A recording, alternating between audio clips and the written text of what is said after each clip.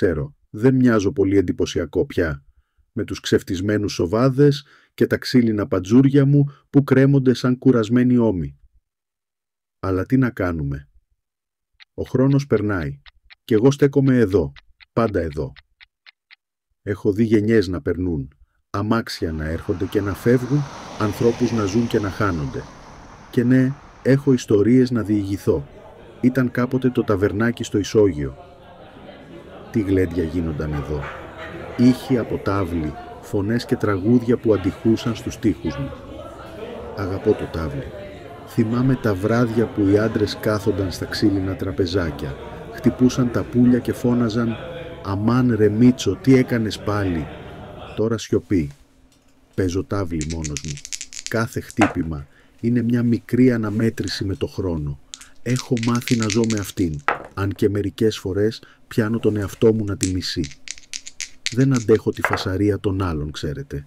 Όταν περνάει εκείνη η μηχανή, με τη χαλασμένη εξάτμιση, ή όταν τα γειτονικά κτίρια κάνουν ανακαινήσεις, νιώθω πως οι πέτρες μου σπάνε από τα νεύρα.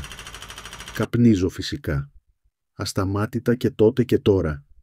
Ο καπνός από τη σκόνη μου γεμίζει τον αέρα όταν με χτυπά ο ήλιος, όταν περνούν βιαστικά άνθρωποι από μπροστά μου.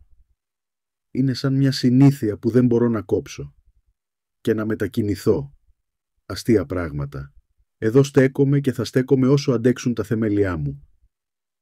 Τώρα πια η μέρα ξεκινά ήρεμα.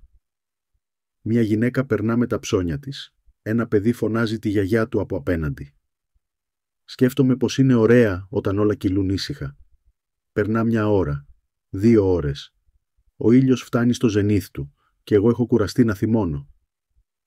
Τα παντζούρια μου τρίζουν από την κούραση, σαν να θέλουν να μου πούν να ηρεμήσω. Στο τέλος το αφήνω. Άλλωστε η φασαρία τελειώνει όπως όλα τα πράγματα. Όταν το απόγευμα πέφτει και η γειτονιά ησυχάζει, ακούω ένα γνώριμο ήχο.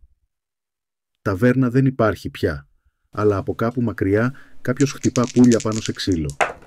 Χαμογελώ, τουλάχιστον νοητά, ίσως τελικά να μην είμαι εντελώς μόνος.